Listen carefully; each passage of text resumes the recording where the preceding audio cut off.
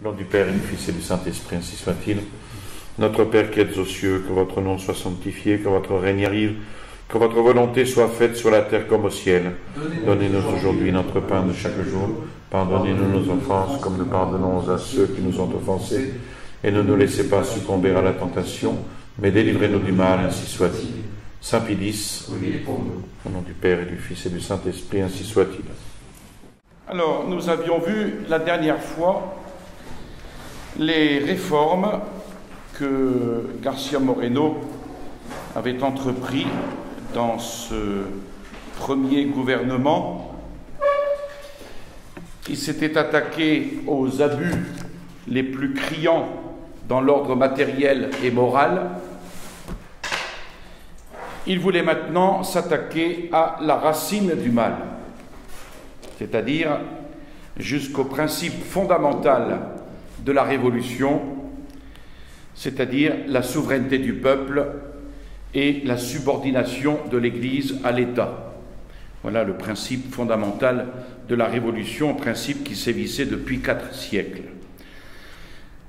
Un rappel quand même ici est nécessaire, vu la difficulté des correspondances et pour simplifier l'administration, les rois d'Espagne avaient obtenu des souverains pontifes de nombreux privilèges relatifs aux propriétés et aux personnes ecclésiastiques.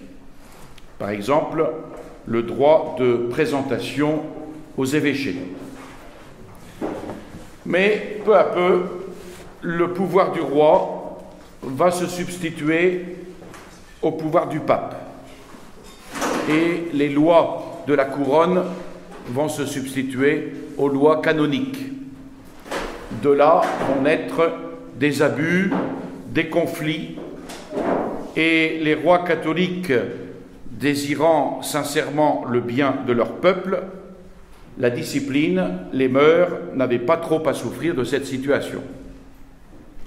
La foi, du reste, était sauve, puisque ces privilèges émanaient de l'autorité ecclésiastique. Il en fut tout autrement lorsque la Révolution triomphante, après avoir dépossédé les monarques espagnols, se déclara héritière de tous leurs privilèges. Le Congrès, ainsi, attribua au gouvernement la surintendance de toutes les affaires ecclésiastiques. On y ajouta la mainmise du pouvoir civil sur les biens ecclésiastiques, etc. Ce que nous avons connu, nous, en France, en 1905. Donc régnait une inféodation complète de l'Église à l'État. En somme, le pouvoir civil se substituait au pape et se décernait même des attributions plus étendues que celles du pape. Au fond, c'était un essai d'église nationale, avec une situation plus ou moins schismatique et désastreuse pour la discipline et les mœurs. García Moreno avait en horreur le dogme fondamental maçonnique de la suprématie de l'État sur l'Église. Et pour mettre un terme à cette situation, il va solliciter du Congrès l'autorisation de conclure un concordat avec le Saint-Siège. Je le cite, « Pour que l'influence religieuse s'exerce avec tous ses avantages dans la vie sociale, il faut que l'Église marche à côté du pouvoir civil dans de véritables conditions d'indépendance. Au lieu de l'absorber ou de la contrarier, l'État doit se borner à la protéger d'une manière efficace et conforme à la justice. » Donc son premier soin sera de chercher un négociateur bien intentionné, et son choix va s'arrêter sur un prêtre dont il avait pu apprécier le désintéressement, les idées saines, les intentions droites. Ce prêtre s'appelait Don Ignacio Ordóñez, qui était alors archidiacre de Cuenca. Envoyé en France fin 1861, avec mission de ramener une colonie de religieux et de religieuses pour la réorganisation des écoles primaires, il avait poussé jusqu'à Rome. Il y reçut de son gouvernement une missive officielle qu'il instituait, à sa grande surprise, ministre plénipotentiaire de l'Équateur près du Saint-Siège, afin de négocier le concordat projeté. Alors, son premier mouvement sera de décliner cette charge. Mais Pie IX le rassure. Il le rassure en lui disant, avec un sourire, « Faut-il être un Metternich pour traiter avec Pie IX ?» Donc Garcia Moreno va donner à son mandataire des instructions simples. Première instruction, le gouvernement de l'Équateur n'a point la prétention d'imposer au Saint-Siège des concessions, mais le supplie humblement de mettre un terme, par les moyens qu'il jugera les plus efficaces, aux maux qui désolent l'Église dans ce pays. L'unique désir du gouvernement est que l'Église jouisse de toute sa liberté et de cette indépendance complète dont elle a besoin pour remplir sa divine mission. Deuxième instruction, la Constitution de la République stipule l'exercice exclusif de la religion catholique. Il conviendra donc, loin d'autoriser les cultes dissidents, de proscrire n'importe quelle société condamnée par l'Église. Troisième instruction, aucune réforme n'est possible aussi longtemps que les bulles du pape, les brefs, les rescrits pontificaux seront soumis à la sanction de l'autorité civile.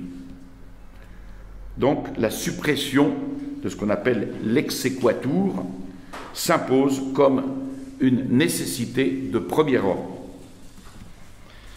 Quatrième instruction, pour prévenir les effets pernicieux engendrés par les mauvaises doctrines inoculées à l'enfance et à la jeunesse, les évêques doivent avoir la faculté de requérir et le gouvernement le pouvoir d'exiger qu'on bannisse des écoles, des collèges, des universités, des facultés, tout livre et toute doctrine condamnée par l'Église.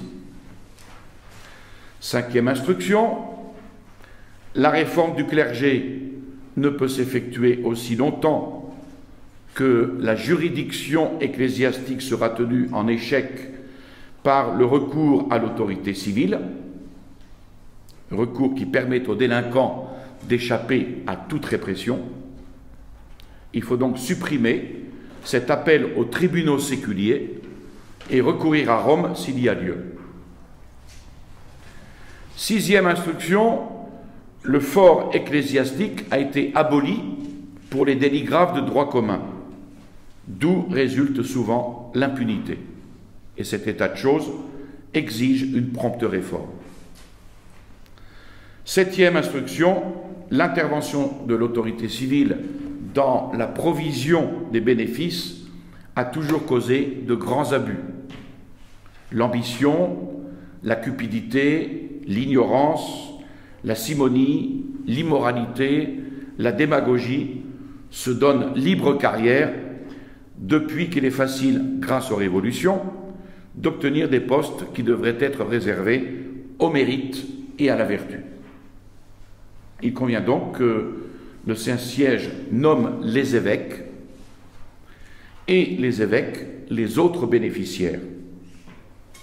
Le gouvernement peut jouir du droit de faire opposition à la promotion d'un ecclésiastique, mais pour un laps de temps très court et à la condition de fonder son opposition sur des raisons sérieuses.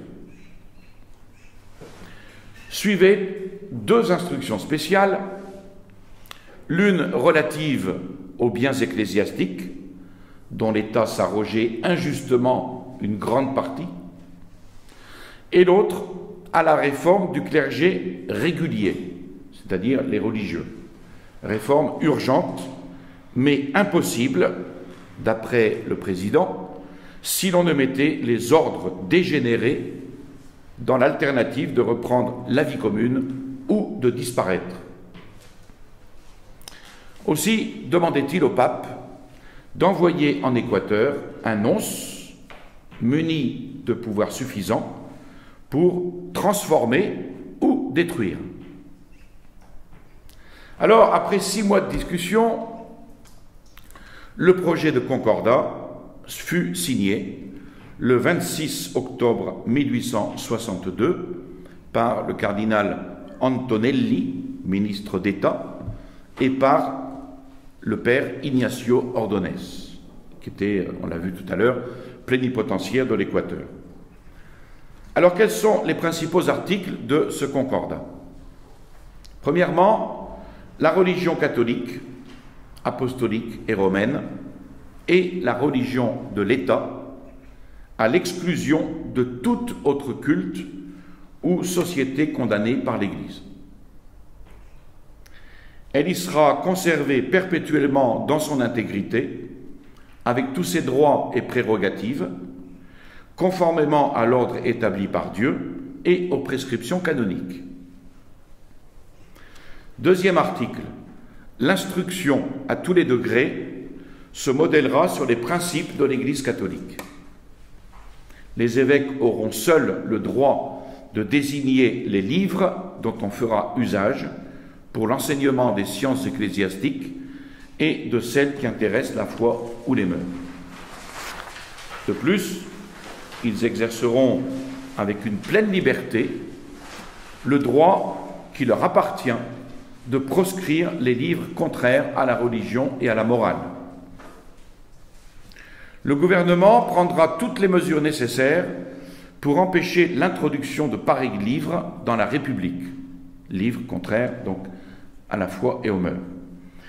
Enfin, les évêques, investis par Dieu du droit de veiller sur la doctrine et sur les bonnes mœurs, en auront la haute inspection sur l'université, les collèges et les écoles primaires. Troisième article, les évêques jouiront d'une pleine liberté dans l'administration de leur diocèse. Quatrième article, l'Église exercera sans entrave son droit de posséder et d'administrer des biens. Le fort ecclésiastique sera rétabli dans son intégrité.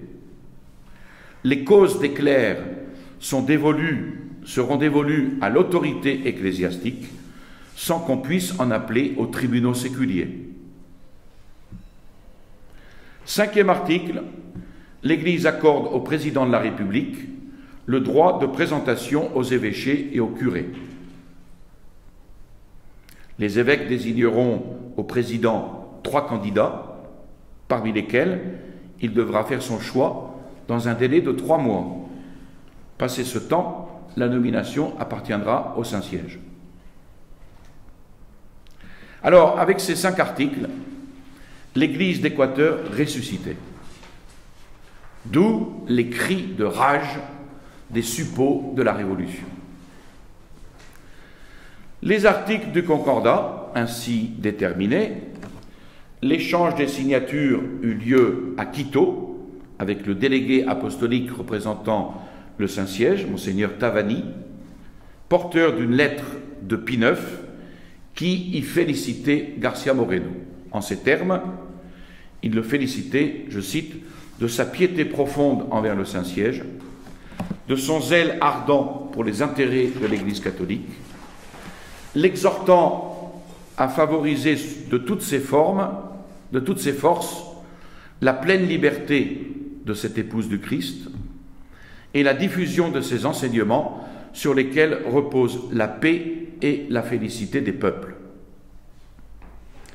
García Moreno célébra ce concordat, destiné par notre union plus étroite au centre de l'unité, dit-il, à devenir la pierre de notre félicité sociale.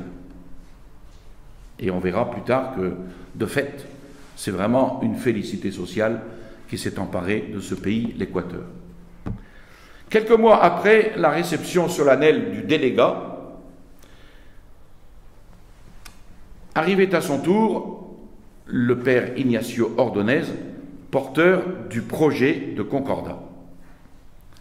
Le président en accepta toutes les dispositions, mais avant d'apposer sa signature au bas de cet acte, il s'informa si l'on avait tenu compte de sa demande relative à la réforme du clergé. Or, sur cette question subsidiaire, l'entente n'avait pas pu s'établir. Pénétré de la nécessité, de la difficulté d'une réforme, il avait sollicité l'envoi d'un délégué pontifical disposant des moyens de coercition assez énergiques pour faire rentrer les délinquants, les clercs, les prêtres délinquants dans le devoir. À l'égard des religieux prévaricateurs, il n'admettait d'autre alternative que réforme ou sécularisation. Ou vous vous réformez, ou vous quittez le clergé. Ces mesures de contrainte et de sécularisation en masse répugnèrent à la cour de Rome. Et le ministre Ordonez fut chargé de dire au président que le Saint-Père voulait, comme lui, arriver à la réforme, mais plutôt par la douceur et par la persuasion, ce qui renversait évidemment tous les plans de García Moreno sur la régénération du pays par l'Église. Si on voulait régénérer le pays, il fallait régénérer le clergé. Et donc, expulser le clergé de tous ces éléments qui étaient certainement tombés dans l'immoralité, dans le laisser-aller, etc. Alors, il admirait, bien sûr, García Moreno admirait la longanimité du pape, mais il crut, et non sans raison, que des hommes qui avaient été déshabitués de toute règle ne se remettraient jamais ne se remettraient bénévolement aux observances rigides de la vie religieuse, et qu'on ne pouvait attendre de la persuasion seule ce miracle de transformation. D'un autre côté, laisser subsister cet état de choses, c'était temporiser avec la gangrène, et puis infester de son poison le corps social tout entier. Donc le concordat, dans ce cas, resterait lettre morte. Et ce concordat, il l'avait prévu, García Moreno disait que ce concordat ne tiendrait pas 2 mois devant l'opposition des libres penseurs. Donc persuadé que ces 2 points, le concordat et la réforme, étaient essentiellement liés ensemble, il refusa net d'accepter l'un sans l'autre. Retournez immédiatement à Rome, dit-il à son ministre, et dites au pape que j'accepte tous les articles du concordat, mais à la condition qu'il impose la réforme. S'il ne peut imposer la réforme, je ne puis imposer le concordat. Pie IX savait, par son expérience personnelle, la difficulté d'opérer des réformes de ce genre au moyen de la persuasion seule, fut-on la première autorité du monde. Mais ces scrupules, les scrupules de Pie IX, vont disparaître devant la consciencieuse énergie de l'inflexible président, et il décida donc que des pleins pouvoirs seraient expédiés au délégat apostolique. Et 1 mois après, le 22 avril 1863, tout obstacle étant levé, le concordat fut solennellement promulgué dans la capitale et toutes les villes de l'Équateur. Au chant du Te Deum, dans l'église métropolitaine de Quito, on arbora le drapeau de l'Équateur et la bannière pontificale, dont les couleurs symbolisèrent aux yeux de tous l'union désormais existante entre l'Église et l'État, un acte de politique chrétienne. Et par cet acte, García Moreno eut l'intelligence de l'état normal des sociétés humaines et rendit à son pays la vraie liberté en lui rendant le gouvernement divin. Alors, il va procéder à la régénération du clergé, 1862-1863. García Moreno aborde cette réforme qu'il considérait à bon droit comme l'annexe nécessaire du concordat. Donc pas de concordat possible sans cette réforme. Sincèrement ami du clergé, il voulait effacer de son front le stigmate dont l'avait marqué la Révolution et l'élever assez haut pour que sa mission civilisatrice fût acceptée de tous. Et donc, sans délai, García Moreno va prier l'archevêque de fixer, à la date du retour de Rome de son plénipotentiaire, l'ouverture d'un concile national. Ce n'est pas García Moreno qui ouvre le concile, il demande à l'archevêque d'ouvrir ce concile national. Pourquoi faire? Pour prendre connaissance des lois concordataires, pour les réduire immédiatement en actes, et pour couper court aux récriminations probables du futur congrès, qu'on verra la prochaine fois, cette question du congrès. Sur sa requête, le vieil archevêque de Quito, Monseigneur Rio Frio, assez timide et pusillanime, lança des lettres de convocation du concile, annonçant à ses suffragants que, je cite, pour remédier à la corruption des mœurs et aux machinations des impies contre l'Église et le clergé, sur les désirs et les instances pressantes du premier magistrat de la République, le concile s'ouvrirait à Quito le 2e dimanche de janvier de 1863, pourvu toutefois qu'à cette date, le concordat eût été publié. Pourquoi cette clause? Parce que la loi du patronat restant en vigueur jusqu'à la promulgation du concordat, les évêques ne pouvaient, avant cette époque, se réunir sans l'autorisation du gouvernement. Or, par suite du 2e voyage que dut faire à Rome le ministre Ordonez pour obtenir la réforme pleine et entière, il se trouva que les prélats arrivèrent dans la capitale bien avant la promulgation des lois concordataires. Aussi, l'archevêque n'osa-t-il point procéder à l'ouverture des sessions avant d'avoir obtenu le placet d'usage. García Moreno, ne voulant point reconnaître par un acte public une loi schismatique, d'ailleurs moralement abolie, refusa l'autorisation demandée et engagea les évêques à passer outre. Mais l'archevêque objecta que, vu les prétentions, les susceptibilités de la Cour suprême, les membres du concile, s'ils se réunissaient sous des formes illégales, sans les formalités légales, pourraient être décrétés d'accusation. Il ne fallut rien moins que la promesse formelle du président de prendre sur lui la responsabilité du délit pour décider le méticuleux prélat à ouvrir le concile. Autrement dit, j'en ai rien à faire, on ouvre le concile. Après la première séance, le procureur fiscal ne craignit pas, donc, comme c'était prévu, de traduire les évêques devant la haute cour de justice pour avoir audacieusement violé la loi du protectorat. Sur ce, complainte de l'archevêque à García Moreno, qu'il exhorte à continuer les sessions, sans prendre garde au procureur, dont il se chargeait lui-même de réprimer le zèle intempérant. L'ayant en effet mandé à sa barre, il lui tint ce langage: « Vous avez dressé un acte d'accusation contre les évêques et encouru par ce fait, vous, catholiques, une double excommunication. D'abord pour avoir violé les lois de l'Église et ensuite pour avoir traduit les ministres de Dieu devant un tribunal civil.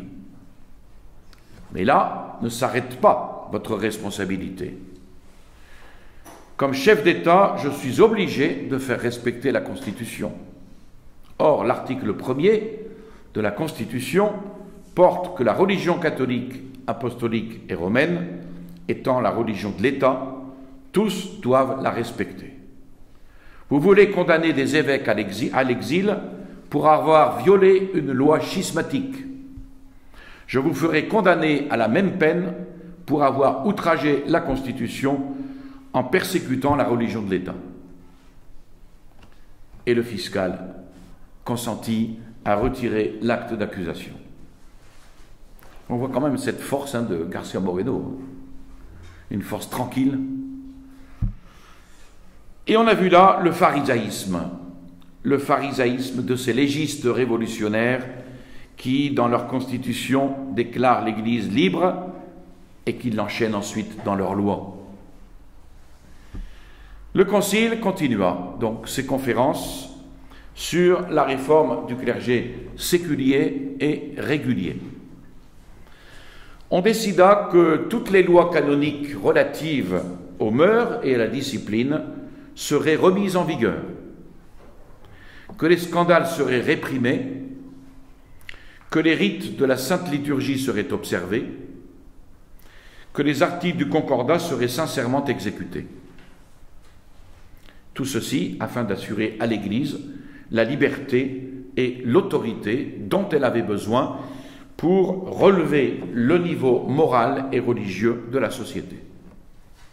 Il était impensable de relever la société avec un clergé corrompu. L'archevêque manifesta des craintes au sujet de la répression des abus. Et qu'importe, s'écria le président, il faut sacrifier sa vie, si Dieu le veut, pour l'honneur de son Église. Je ne souffrirai pas, sachez-le bien, que personne ne manque à son devoir. Et la répression sévère, mise en place par García Moreno, produisit une amélioration notable dans la conduite du clergé. Mais un moyen de réforme plus efficace, dû à la sage initiative de Pie IX, la multiplication des évêchés, permit aux prélats d'exercer sur tous les pasteurs une surveillance plus active et d'imprimer à leurs ailes une impulsion plus continue et plus vigoureuse. Et il pensa alors créer 3 nouveaux évêchés et faire mention de ce projet dans un article du Concordat. García Moreno s'en réjouit. C'est Dieu qui nous suggère cette idée par son vicaire. Il faut la réaliser sans délai. Ainsi, les municipalités d'Ibarra, de Riobamba et de Loja seront les centres des futurs évêchés. Sollicités de prêter leur concours à cette grande œuvre, et elles répondirent, ces municipalités, répondirent par des adresses de félicitations et de reconnaissance. Et quelques jours après, García Moreno expédiait au pape le plan topographique et la délimitation des nouveaux diocèses, avec prière de signer immédiatement les bulles d'érection.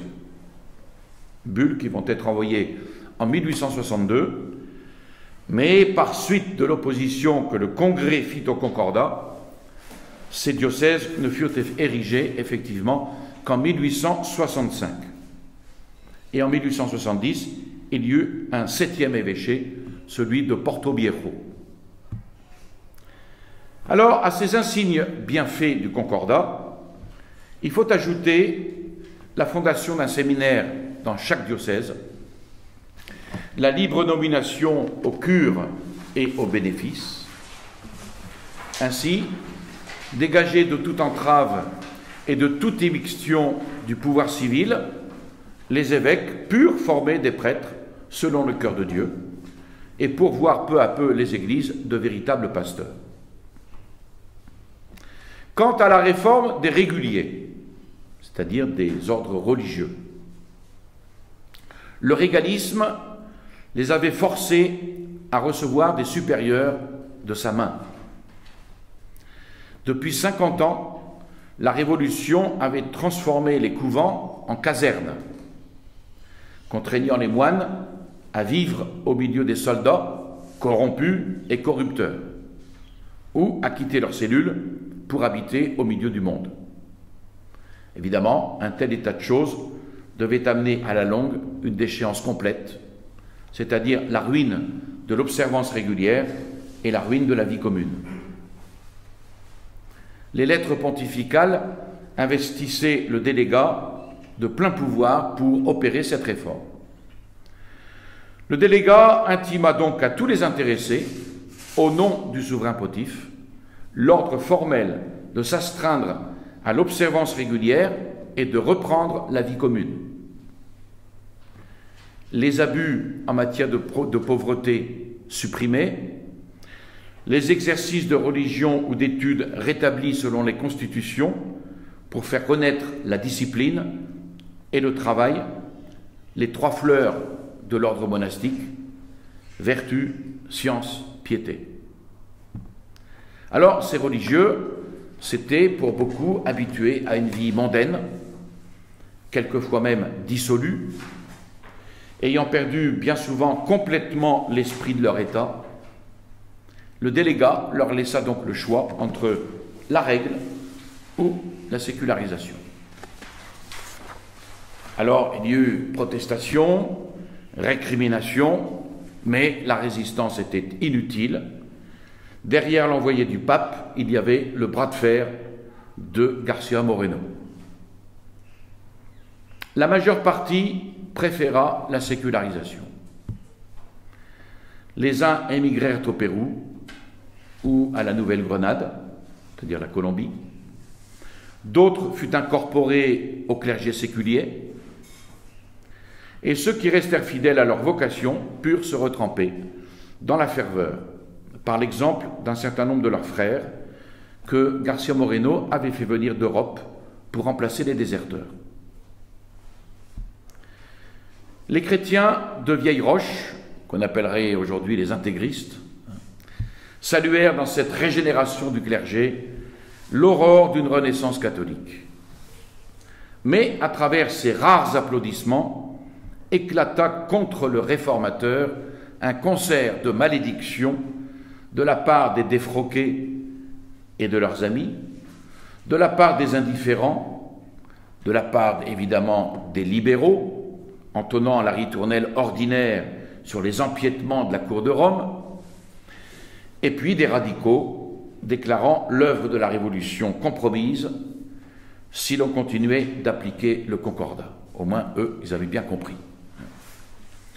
García Moreno laissa dire et il continua son œuvre sans reculer d'un pouce.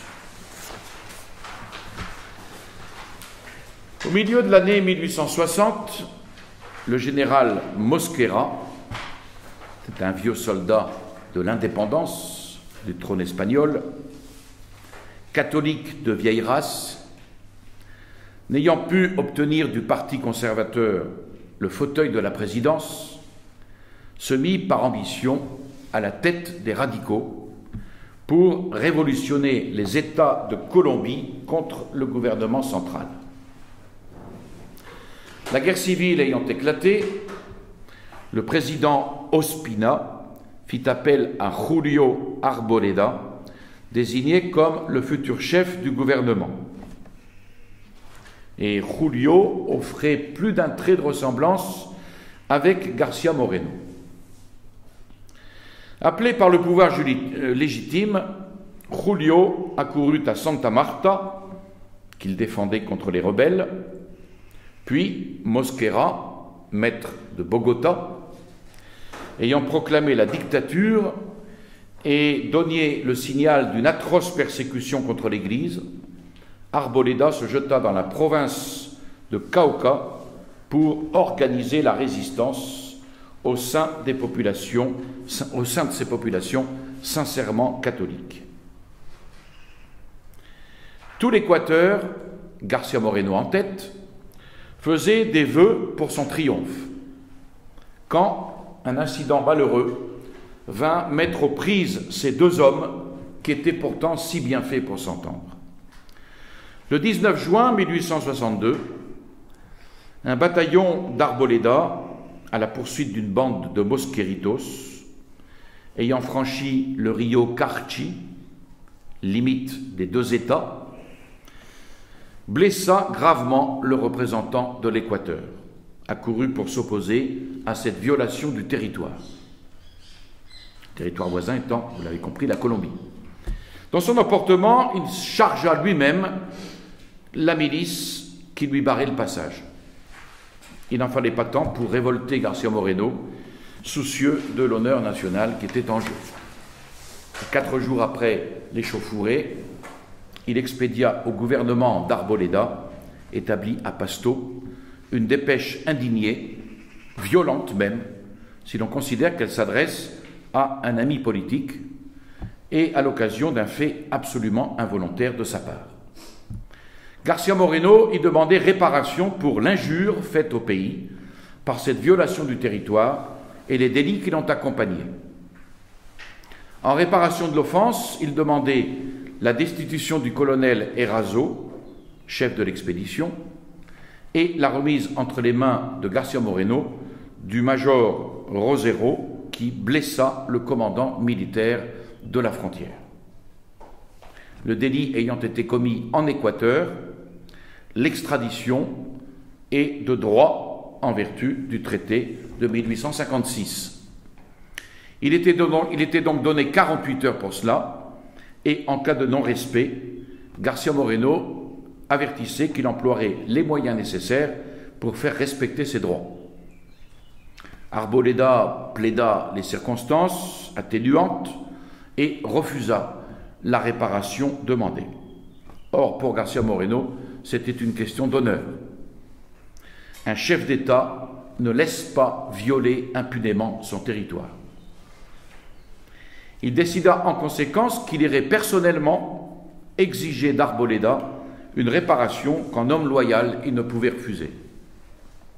Il partit donc avec sa petite armée vers le Carchi, mais Arboleda, décidé à ne point accorder de réparation, s'avançait vers la frontière avec 3500 hommes.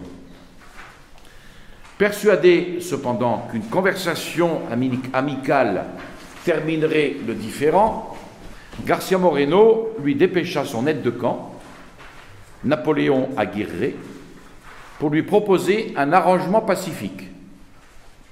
Cette offre fut immédiatement rejetée. Arboleda fit même saisir et déporter Napoléon Aguirre.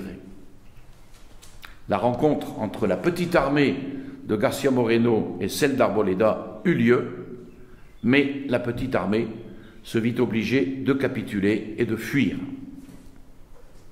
García Moreno partit avec 5 cavaliers au milieu des bataillons ennemis, au milieu des balles, et il se livra à un officier en lui disant « Conduisez-moi à votre chef, c'est à lui que je veux rendre mon épée. » Peu fier de sa victoire, Arboleda se sentit déconcerté en face de ce magnanime vaincu. Traitant alors García Moreno avec le plus grand respect, il lui rendit son épée et se montra tout disposé à traiter immédiatement des conditions de la paix. Sincèrement réconciliés, les deux chefs catholiques déplorèrent le concours des circonstances qui les avaient amenés à guerroyer l'un contre l'autre, au lieu de tourner leurs armes contre leur ennemi commune, la révolution tyrannique qui désolait la Nouvelle-Grenade et ne cessait d'intriguer l'Équateur pour ressaisir le pouvoir. Et ils conclurent un traité d'alliance.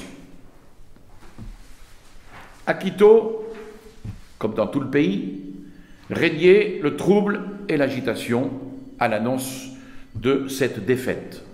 Évidemment, les libéraux, heureux et très heureux de l'humiliation infligée à García Moreno, prirent plaisir à faire ressortir l'inutilité de cette entreprise, attribuant son échec à sa téméraire impétuosité. Le moment leur semblait donc venu de se débarrasser de ce réformateur.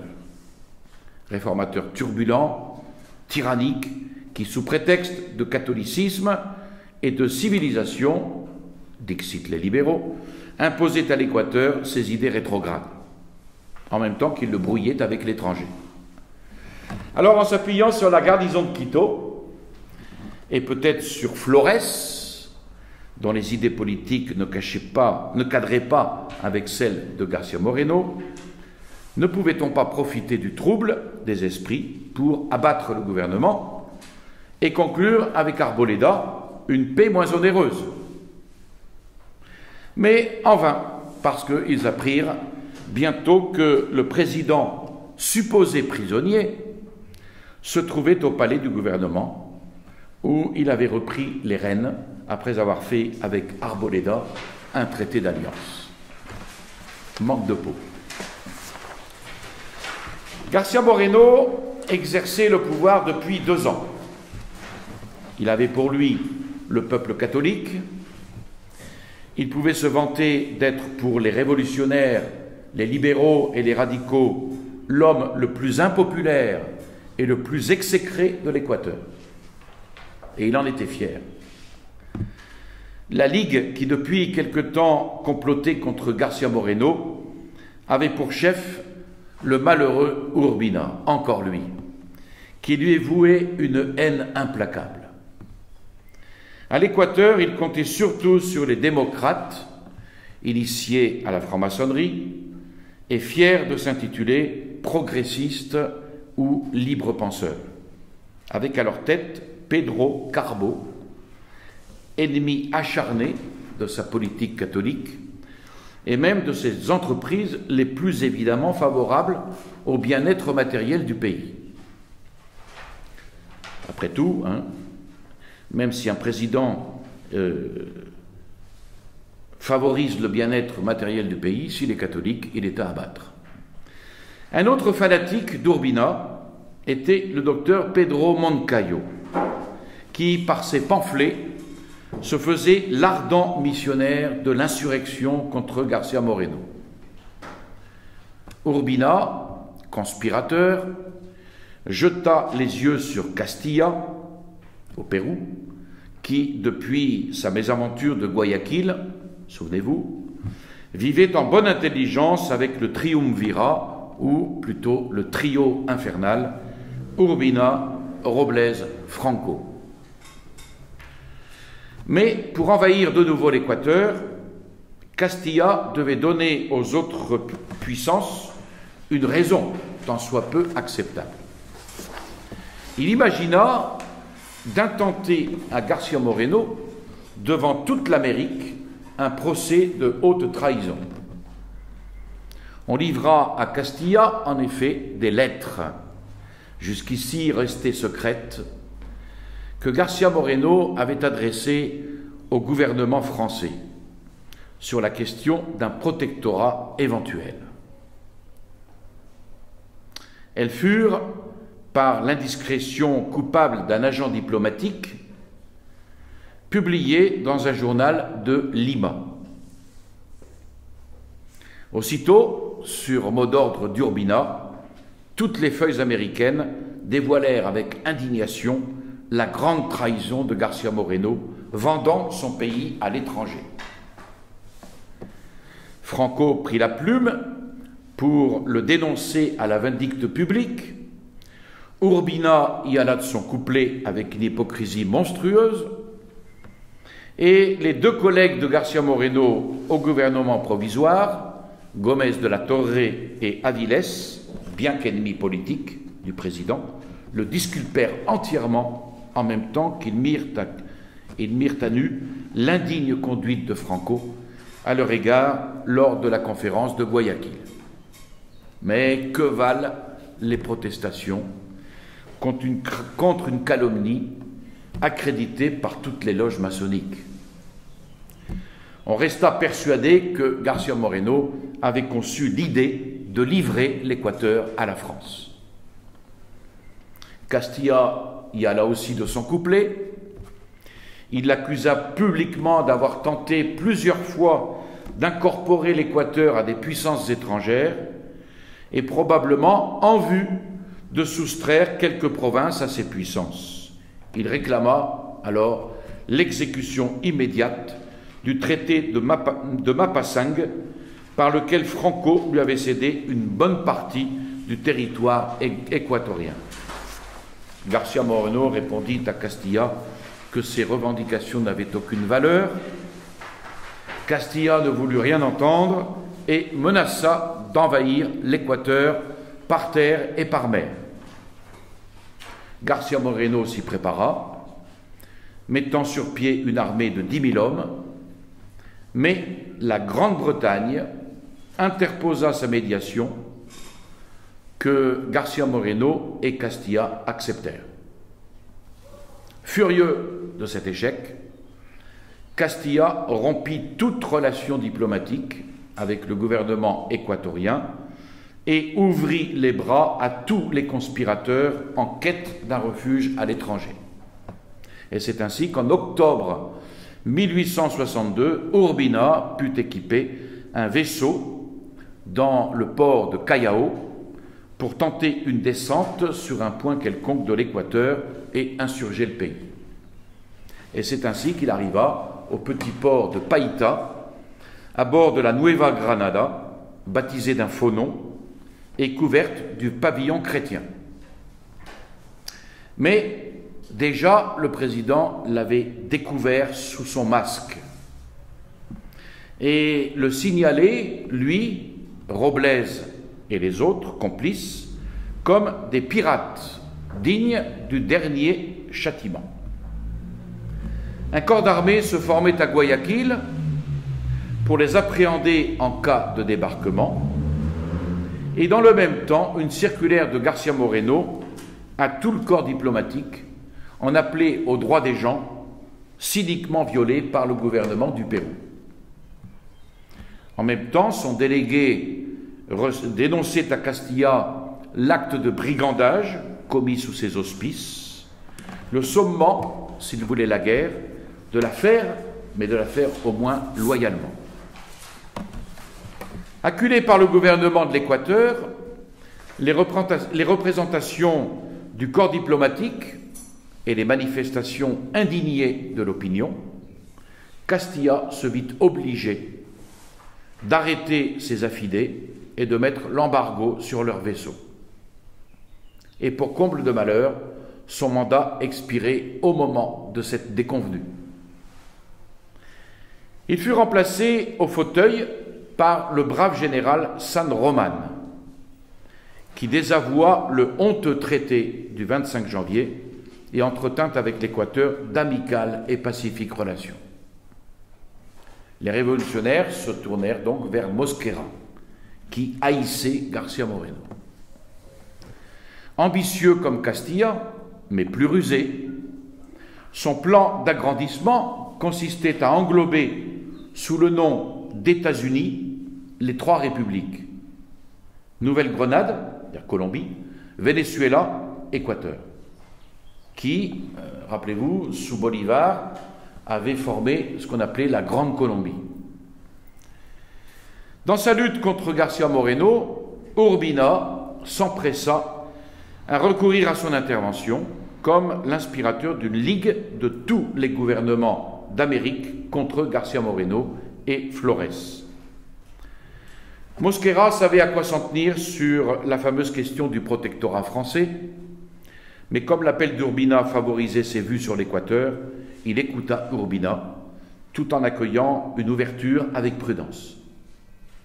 Les 2 traîtres travaillaient alors chacun pour son compte personnel, s'associant dans l'ombre pour renverser García Moreno. Ce qui n'empêcha pas Mosquera, dans le même temps, d'envoyer des lettres à García Moreno, son grand et cher ami, comme il commençait ses lettres. Il lui proposait de négocier la reconstitution de l'antique République colombienne sous le régime d'un gouvernement fédéral. Mais García Moreno connaissait de longue date les roueries du vieux révolutionnaire, comprenant bien que son intention était de resserrer les liens entre les 2 peuples, assez étroitement pour n'en faire qu'un seul dont il serait le maître. Pas bête.